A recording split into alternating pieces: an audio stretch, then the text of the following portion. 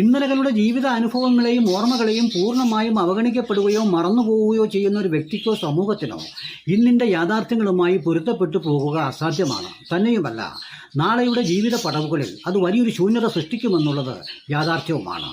എന്നുവച്ചാൽ കഴിഞ്ഞുപോയ സംസ്കാരവും അവയുടെ ചരിത്രവുമായി നമ്മൾ ഇന്ന് സംവദിച്ചു പോയില്ലെങ്കിൽ നാളെയുടെ ചരിത്രത്തിൽ നമ്മൾ ശൂന്യരായിരിക്കുമെന്നാണ് ഈ പറഞ്ഞതിൻ്റെ സാരാംശം.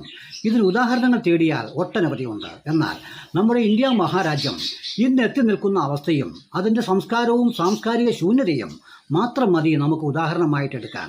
എന്നാൽ ഇന്നലകളിൽ എങ്ങനെ ജീവിച്ചു, ഇന്ന് എങ്ങനെ ജീവിക്കുന്നു, നാളെ എങ്ങനെ ജീവിക്കാമെന്നുള്ളതിന് ഏറ്റവും വലിയ ഉദാഹരണമായി നമ്മൾ എടുക്കുകയാണെങ്കിൽ നമ്മുടെ ഈ കൊച്ചു മലയാള നാട് ഇന്ന് എത്തി നിൽക്കുന്ന അവസ്ഥയും അതിൽ നാനാജാതി മതങ്ങളെയും വൈവിധ്യങ്ങളെയും സംസ്കാരങ്ങളെയും ഉൾക്കൊണ്ടുകൊണ്ട് എങ്ങനെ ജീവിച്ചു പോകുന്നു, നാളേക്ക് നമ്മൾ എന്താണ് സ്വരുക്കൂട്ടിയിട്ടുള്ളത് എന്നുള്ള ഇന്നത്തെ കേരളത്തിൻ്റെ അവസ്ഥ മാത്രം മതി അതിന് ഉദാഹരണമായിട്ട്.